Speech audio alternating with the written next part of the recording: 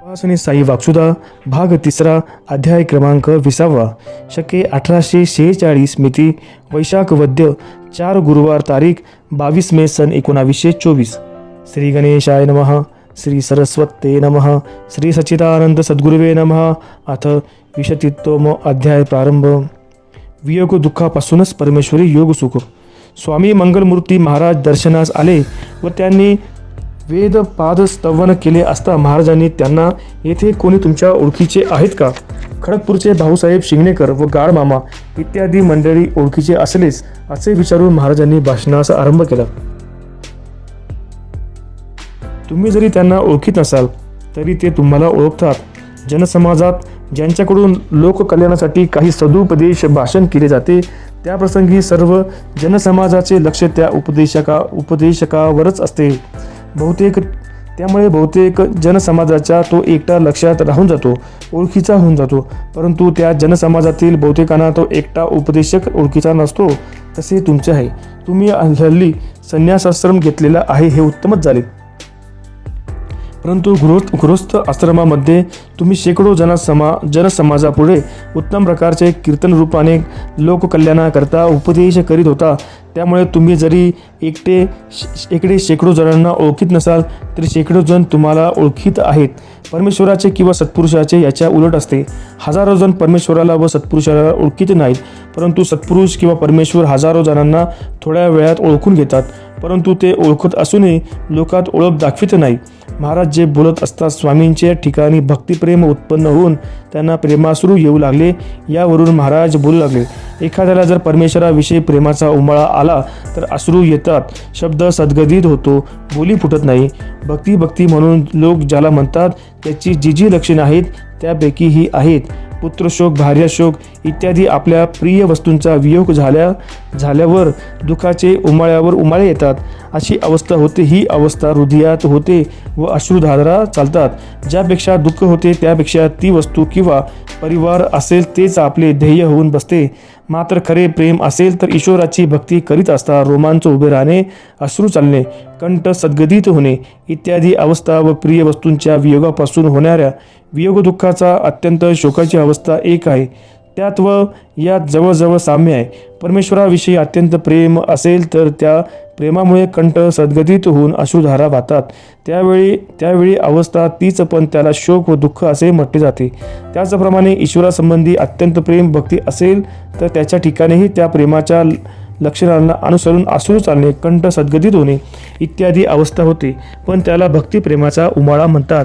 ज्याचे प्रिय वस्तू वियोगापासून होणारे दुःख ते जर अत्यंत प्रेमामुळे असेल तर ते परमेश्वराच्या उपयोगी पडते. त्याची उलट पालट होते. ती अवस्था तशीच राहते. मात्र नाव बदलते, भाषा बदलते, रडणे वगैरे अवस्था कायम राहते. परंतु शोक दुःख हे शब्द नाहीसे होऊन ईश्वराच्या ठिकाणी प्रेम भक्ती अशी नावे होऊन भक्तीचा पाझर फुटला असे म्हणतात. प्रिय वस्तूंच्या वियोगापासून जो दुःखाचा अनुभव येत होता तोच पुढे परमेश्वराचाच योग होऊन सुखानुभव येतो. यावरून अत्यंत जे प्रिय वस्तूंचे वियोग दुःख तेच परमेश्वरी योग करून देण्यास व ईश्वरी सुख देण्यास कारण होते. धनदारादी विषय प्रेमही ईश्वर पदास नेते. असे का व्हावे तर ज्या जड किंवा चैतन्य वस्तूंच्या वियोगासाठी दुःख होते ते वियोग दुःख जर अतिशय होऊ लागले व फार काळ जर टिकले तर त्या जड चैतन्य वस्तूतील असलेला आत्मा व दुःख शोक करणाऱ्याचा आत्मा तादाम्याला पावतो. आणि सिद्धांत हा आहे की मनुष्याचा आत्मा कोणत्याही जड चैतन्य वस्तूतील आत्म्याशी तादाम्य होऊ लागला आणि किंवा झाला म्हणजे त्या ठिकाणी ईश्वरी अवस्था प्रकट होऊन तो दोघांचे ऐक्यत्व झालेला आत्मा तोच परमेश्वराचा आत्मा होऊन बसतो. मग पूर्वी 2 अवस्थेत असलेल्या जन्माच्या वेळेस जो दुःखानुभव येत होता तोच ऐक्यत्वामुळे तोच आत्मा ईश्वरी अवस्थेत गेल्यामुळे सुखानुभव घेऊ लागतो.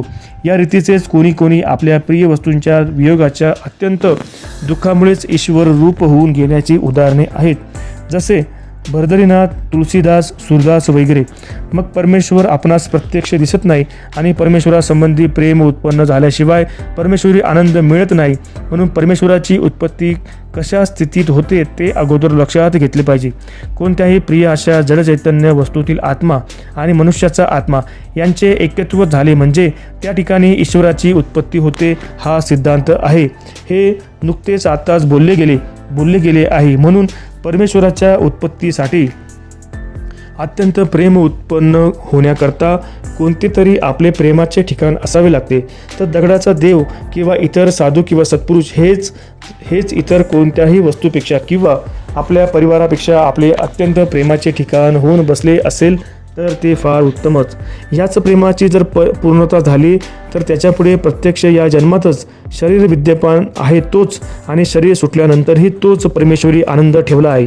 तो आनंद मिळवण्यास त्याच्यामध्ये आणखी कोणतीही पायरी नाही. दगडाचा देव ईश्वर किंवा परमेश्वर यांच्यावर प्रेम असते, परंतु या जन्मात जर त्या निस्सीम प्रेमाची पूर्णता झाली नाही तरी जितकी प्रेमभक्ती झाली असेल ती वाया जात नाही. प्रेमभक्तीची परिश्रमा पुढील जन्मात पूर्ण होऊन शेवटी अखंड सुखातच ज्ञानाचा उपयोग होतो.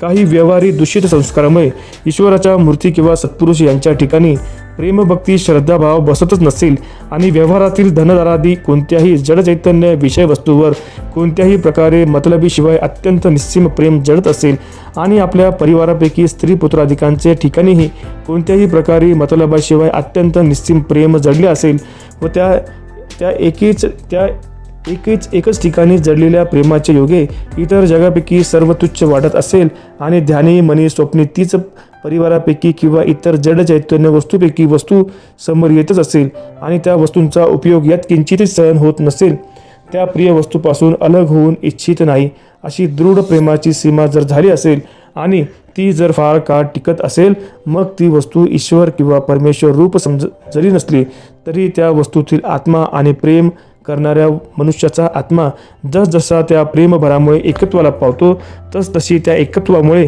ईश्वरी अवस्था त्या ठिकाणी प्रकट होऊन त्या योग्यही ती ईश्वर पदाला जातो. परंतु केवळ मतलबापुरते तर त्या व्यवहारिक किंवा परिवारापैकी वस्तूंवर प्रेम असेल तर मात्र ईश्वरी पदाचा लाभ न होता विषय लंपटपणाचे पाप पदरी येऊन जन्मोजन्म पाप संचय करणे आणि दुःख भोगणे या पलीकडे दुसरे काही नाही. परिवारावरील निस्सीम प्रेमाचे लक्षण. मतलबी प्रेम मतलबाशिवाय निस्सीम प्रेम. मतलबी प्रेम व मतलबाशिवाय निस्सीम प्रेम. भक्तीचे लक्षण कसे असते तर समजा एखादी गाय आहे, ती जोपर्यंत दूध देते व तिला वासरे होतात तोपर्यंत तिच्यावर प्रेम करणारे खाऊ पिऊ घालून प्रेम करतात, परंतु तीच पुढे निरुपयोगी होऊ लागली म्हणजे तिच्यावरचे प्रेम कमी होऊ लागते, तिच्याकडे दुर्लक्ष करू लागतात आणि पांजर पोळा सोडून देतात.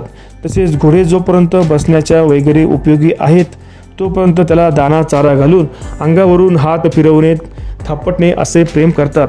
तो जो घोडा पुढे निरुपयोगी होऊ लागला किंवा त्याचे काही दुःख खूपू लागले म्हणजेही त्याचा कंटाळा करून त्याच्याकडे दुर्लक्ष करतात. असेच इतर कुत्रे गाढव वगैरे जनावरांचे घरच्या परिवाराबद्दलही असेच. बायकोवर प्रेम कुठेपर्यंत करतात तर जोपर्यंत तीच पुढे गर्भारपण बाळणपणाने आजार झाली किंवा इतर कशाने रोगट किंवा दुर्गुणी दिसायला कुरूप प्रतिकूल वागणारी अशा रीतीची मनासारखी नसली तिच्यापासून आपला मतलब साधत नाही असे असेल म्हणजे तिचा कंटाळा करतात. हे मतलबी प्रेमाचे लक्षण आहे. असे प्रेम केव्हाही टिकत नाही आणि हे मतलबी प्रेम ईश्वर पदात जाण्यास उपयोगी नसून उलट अधोगतीला आणि पाप संचयाला कारणीभूत होते. आता मतलबाशिवाय निस्सीम प्रेम कसे असते ते पहा. आपल्या परिवारातील स्त्री पुत्रांपैकी कोणीही त्यावर ज्याचे एकदा प्रेम जडते ते कशाही स्थितीत नाहीसे होऊ शकत नाही. बायकोपासून विषय उपभोग मिळो वा ना मिळो, ती रोगी असो किंवा कुरूप असो, कशाही स्थितीत असली तरी ते प्रेम कमी न होता उत्तरोत्तर वाढत जाते. ते इतके वाढत जाते की त्याला तिच्याशिवाय अन्न व्यवहार तुच्छ होऊन बसतात. कदाचित तिचा शेवट जरी झाला तरी तिच्यापासून त्याचा ध्यास सुटत नाही व तो दुसरी बायकोही करीत नाही, तर तिच्या वियोग दुःखात व तिच्या ध्यासातच आयुष्यभर राहून आपला शेवट करून घेतो. अशा रीतीचा तो तिच्या आत्म्याशी एकत्व पाहून अखेर तो ईश्वर पदालाच जातो.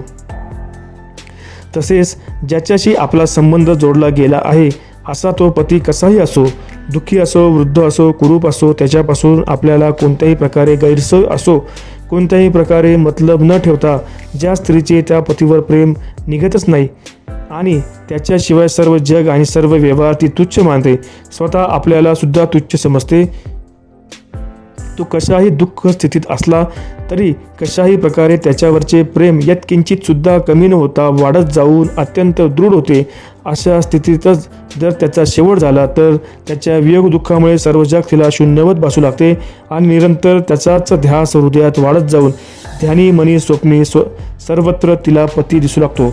अशा त्या त्यांच्या ध्यासा अवस्थेतच आयुष्यभर राहून तिचा शेवट होतो. हे मतलबाशिवाय निस्सीम प्रेमाचे लक्षण. हे प्रेम त्या पतीला, तिला, तिच्या सर्व परिवाराला परमेश्वर पदाला घेऊन जात असते. तसेच गाय, घोडे, कुत्रे, गाढव वगैरे. गाय दूध देवो न देवो, तिला बच्चे हो न हो, घोडा उपयोगी पडो न पडो, कुत्रे गाढव निरुपयोगी जरी असले तरी त्याच्यावरचे प्रेम शेवटपर्यंत पूर्णपणे ठेवून त्याची सेवा चाकरी खारस परमेश्वराप्रमाणे जे करतात ते प्रेमही ईश्वर पदाला घेऊन जाते.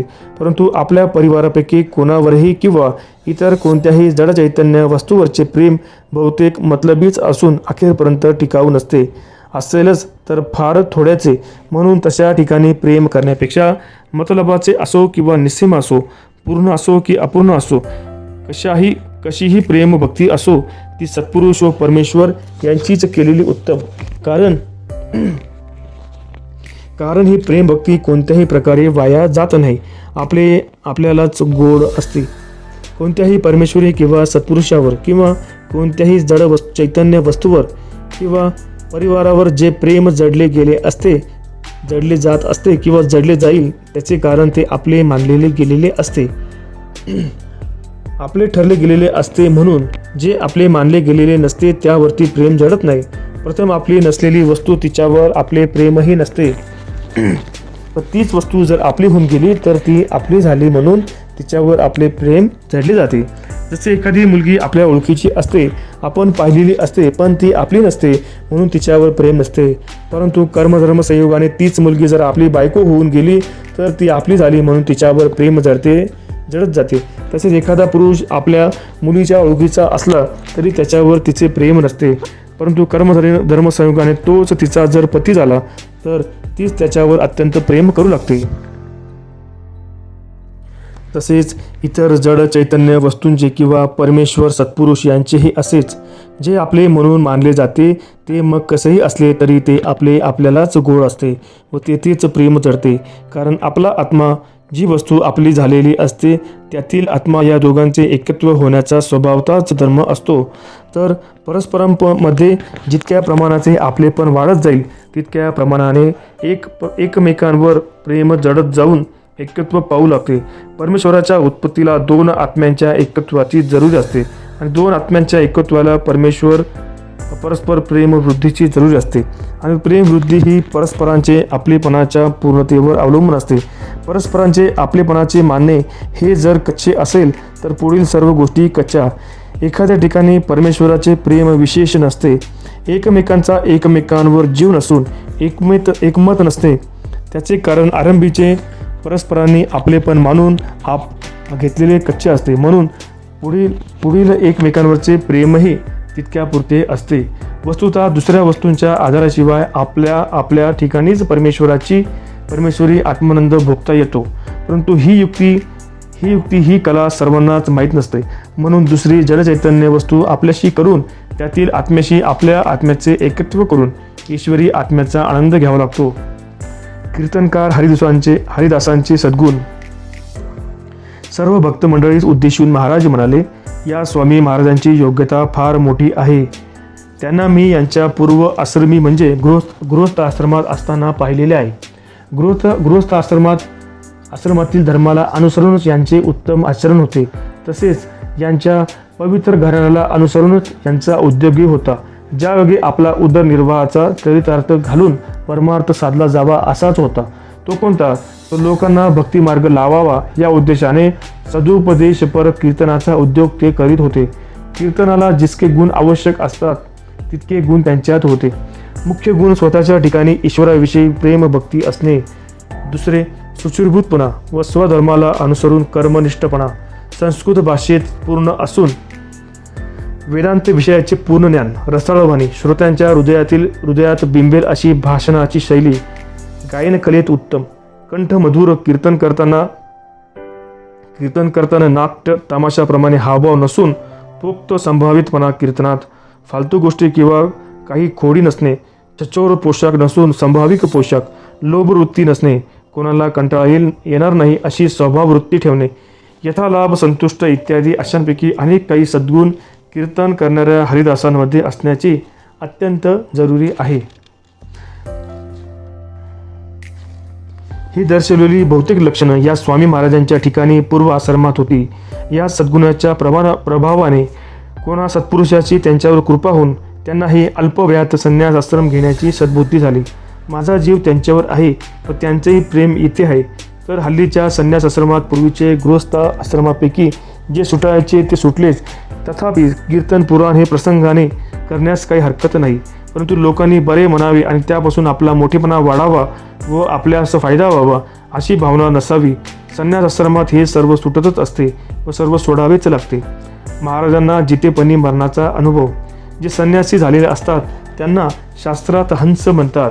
म्हणजे गृहस्थाश्रमाचे सर्व व्यवहार तुटतात आणि संन्यास आश्रमात संन्यासाचे चिन्ह घेतलेले असतात आणि या चिन्हाला अनुसरून वर्तन ठेवावे लागते. याच्याही पलीकडे परमहंस अवस्था असते. त्यात आपोआपच सर्वच सुटते. बळे होऊन कोणतेही घेणे किंवा सोडणे हा व्यवहार राहत नाही. म्हणजे कोणते घेणे व न घेणे हे दोन्ही आपोआपच सुटतात. हेयोपादेयता नाही अशी स्थिती होऊन बसते. पुष्कळ दिवसांपासून माझी स्वतःची स्थिती अशीच आहे. मी बळे होऊन कोणताही व्यवहाराचा प्रयत्न करत नाही व अनायासे होत असेल तर त्याला नाही म्हणत नाही. काही दिवसांपूर्वी शिर्डीत असताना खाण्यापुरता तरी प्रयत्न करीत होतो. तथापि आम्हास कोणी खावयास देत नव्हते. आमचा द्वेष करीत होते. भीक मागवायला गेलो तर हाकलून देत, म्हणून मी उपाशी राहिलो. त्यावेळेचे हे वासू काका आहेत, त्यांना विचारा. ते म्हणत, मी तुमच्यासाठी भीक मागतो व खाऊ घालतो, परंतु मी म्हणे खाण्यास न मिळाले तर मरण येईल ना. तेही आले तरी बरे आहे. डॉक्टरी मत 21 दिवसांच्या उपवासाने मरण येते असे आहे. त्यापैकी होईल तरी बरे असे वाटत असे. दुखण्यामध्ये अन्न धकत नाही व वेदना भोगाव्या लागतात. त्यापेक्षा 21 दिवस शुद्धेच्या वेदना भोगाव्या, पुढे मरण येणारच. म्हणून आम्ही भिक्षा मागणे सोडले. त्यावेळी वासू काका भिक्षा मागून आणण्यास तयार झाले. मी म्हटले, एकदा पाहू तरी द्या. दुखण्याने गाफील पडून मेलो तर मरण काय याचा अनुभव येणार नाही. उपवासाने मरण येईल तर त्याचा अनुभव येईल. यापूर्वी पुष्कळ काळ न खाता उपवास करून अंतकाळाच्या स्थितीचा व अंतकाळाच्या नंतरचा कसा अनुभव असतो तो पाहण्याकरता खटपट करून त्याचा अनुभव घेतला आहे. तर आता येथे कसे होते ते पाहू. भुकेने कलकल होते, त्याला पोटात कावळे कोकू लागले म्हणतात. ते तरी कसे होत असते ते पाहू. गाफील होईल तेव्हा होईल, तोपर्यंत तरी अनुभव घेऊया. मला एकदा क्लोरोफॉर्म घ्यावायचा प्रसंग आला तेव्हा मी त्याचा अनुभव घेऊ लागलो. अनुभव घेत क्लोरोफॉर्म घेतला. हळूहळू चळू करून काळे काळे येत जाते व जसजसे ते येते तसा चक्क प्रकाश पडतो. ते काळे जसजसे चोळूकडून येऊन जेव्हा मिटते तेव्हा मात्र सर्वत्र काळे होते. सारांश, पोटात कावळे कसे कोकावतात यांचा अनुभव घ्यावा म्हणून बसलो तेव्हा मरणाचा एक अनुभव येऊ लागला. शेवटी जगापैकी जो अनुभव येईल तो वाटू लागले की अनुभव येतो तेव्हा सुटले नाही. जेव्हा सर्व जगाचे विस्मरण होईल, जगापासून जेव्हा अनुभव होऊ लागला तेव्हा सर्व जगापासून अलग झाल्याचे समजले असे मी म्हणतो. म्हणून कुणी बळे होऊन असे करू नका. जितेपणी मरण्याचा अनुभव येतो खरा आणि तो जितेपणीच आला पाहिजे असे माझ्या अनुभवावरून मी सांगतो. कारण जितेपण मरणावर आणि मरण जितेपणावर अवलंबून आहे. अवतारिक पुरुषांच्या जन्म उत्सवाचे वर्म. जातस्यहि ध्रुव मृत्युर्ध्रुवम जन्म मृतस्सच्च. अहो, जन्म झालेल्याचा कायमचा मृत्यू ठरलेलाच आहे व मेलेल्याला पुन्हा जन्म येतच असतो. असे हे जन्ममरण चुकवण्यासाठीच अवतारिक पुरुषांचे जन्मदिवस करण्याची वहिवाट आहे. येथील जन्म दिवसाच्या निमित्ताने 2 दिवसापूर्वी जन्माच्या ठिकाणी तुम्ही लोकांनी जो उत्सव समारंभ केला तो तुम्हा लोकांच्या कल्याणाच्या दृष्टीने उत्तमच झाला. परंतु यापुढे दरसाल येथे माझा जन्मोत्सव करणे माझ्या स्वतःच्या दृष्टीने मला काही बरे वाटत नाही. कारण तुम्ही जरी मला मोठे समजत असाल तरी ते तुम्ही दिलेले मोठेपण मला आवडत नाही. रामकृष्णादिकांसारखे महापुरुषाचे अवतार होऊन गेले. त्यांचे जन्मदिवस अवश्य करीत राहावे. रामकृष्णादिकांसारखे पूर्ण अवतारिक महापुरुष हे जन्म मरण रहित असतात, परंतु त्यांचा जन्मोत्सव करण्याचे त्यांचा जन्मोत्सव केल्याने आपले जन्ममरण टळते आणि जेथे रामकृष्णादिक आहेत तिथेच आपल्याला जागा मिळते. जन्म घेण्याची पाळी जर येईल तर त्यांच्या अवतार रूपाने जसा जन्म येईल त्याप्रमाणे जगाच्या कल्याणासाठी अवतार रूपाने आपल्याला जन्म घेण्याची पाळी येईल. हेच जन्मोत्सव करण्याचे अत्यंत महत्त्वाचे वर्म आहे. म्हणून पूर्वपार रामकृष्ण दत्त वगैरे अवतारिकांच्या जन्मोत्सवाची वैवाट आहे. इतक्यात एका भक्ताने म्हटले की, भक्त महाराज, रामकृष्णादिकांचे अवतार आम्ही कुठे पाहिले आहेत आणि पूर्व परब्रह्माचा अवतार आपण जर प्रत्यक्ष आम्हाच समोर दिसत आहात आणि जगाच्या कल्याणासाठी आपल्या अवतार लीलाही जगात चोहोकडे दिसतच आहे, तर प्रत्यक्ष आपलाच जन्मोत्सव दरसाल झालाच पाहिजे असे आमच्या मनाला निश्चित वाटते. आणि आपणच सांगत आहात की अवतारित पुरुषांच्या जन्मोत्सवाच्या योगे जन्ममरण चुकते, तर मग आमच्या कल्याणासाठी तुमचा जन्मोत्सव करण्याविषयी आम्हास मोठा उल्हास असून आपण का प्रतिबंध करतात? रामकृष्णादिकांचे व आपल्यात आम्ही काही फरक समजत नाही, तर दरसाल उत्सव होण्याविषयी आज्ञा असावी. त्यावर महाराज म्हणतात, अशीच जर तुमची सद्बुद्धी असेल तर बरोबर तुमचे जन्ममरण टळेल आणि रामकृष्णादिकांच्या पदाला जाता येईल. अशा रीतीची जर तुमची दृढ भावना असेल तर तुम्हाला माझाही जन्मोत्सव करण्याला काहीही हरकत नाही, परंतु कोणाला करावायचा असेल तर करा, पण ज्याचे त्यांनी आपल्या घरी करावा.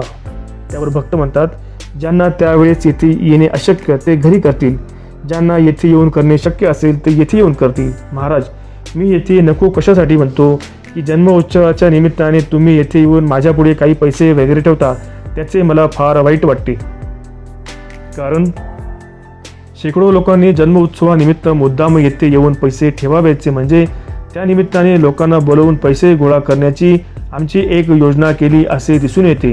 तर येथे पैसे वगैरे न देता जन्मोत्सव किंवा इतर कोणत्याही प्रकारे तुम्ही भक्तिमार्ग वाढवित राहिले तर माझी काही हरकत नाही. त्यावर भक्त म्हणतात, आपण पैसे वगैरे देऊ नका म्हणून म्हणता, पण आम्हाला अवतार जगाचे पाप हरण करण्याकरता जर आहे आणि पैसा वगैरे विषयवस्तू सर्व पापरूपच आहे, तर ज्यांना पाप म्हणून टाकायचे ते आपल्या पुढे दिल्याशिवाय काय सोडणार? ज्याची जी शक्ती असेल त्याप्रमाणे ते पैसे वगैरे पाप म्हणून आपल्या पुढेच टाकणार. महाराज, बरे चला आता, ईश्वराच्या इच्छेने जसे ठरले असेल तसे होईल. या अध्यायाचे भक्तिश्रद्धेने नित्य पठण श्रवण करणाऱ्या स्त्रीपुरुषांच्या ठिकाणी परमेश्वराविषयी खरोखरी भक्तिप्रेमाचा उमाळा येऊन परमेश्वरी साक्षात्कार होतो व परमेश्वरालाही त्या भक्ताविषयी अत्यंत प्रेम उत्पन्न होऊन त्याची दया येते. कोणत्याही वियोग दुःखापासून ईश्वरी सुखाचा लाभ मिळेल. आपल्या स्त्री पुत्राधिक परिवारासह असलेल्या प्रेमाच्याच योगे परमेश्वर प्राप्ती होईल. पती पत्नीचे एकमेकांवर प्रेम वाढून अखेर ते ईश्वर पदाला जातील. अंतकाळ होण्यापूर्वी स्मरणानंतरचा अनुभव व जन्मांतराची ओळख होऊ लागेल. कोणत्याही देवाच्या जन्मोत्सवाच्या दिवशी या अध्यायांचे पारायण केले असता जन्म मरणापासून मुक्तता होईल. कोणीही कीर्तनकार हरिदास भक्तिश्रद्धेने याचे वाचन करून विचार करतील व त्याप्रमाणे शक्य तितके जर वागतील तर त्यांच्या ठिकाणी सद्गुण वाढून त्यांचे कीर्तन जगात मोठे मान्य होऊन मोठ्या साधुसंतात त्यांची गणना होईल व त्यांना द्रव्यही अनायासे पुष्कळ मिळेल. ओम तत्सत इति. श्री सच्चिदानंद सद्गुरु उपासने प्रणिताया वाक्सुदाया वियोग दुःखापासून परमेश्वरी योग सुख परमेश्वरावरील निस्सीम प्रेमाचे लक्षण महाराजांस जितेपणी मरणाचा अनुभव इत्यादी विषय विवरण नाम विशोत्थित अध्याय समाप्त. ओम तत्सत. ब्रह्मार्पणमस्तु. शुभम भवतु. जय सद्गुरु.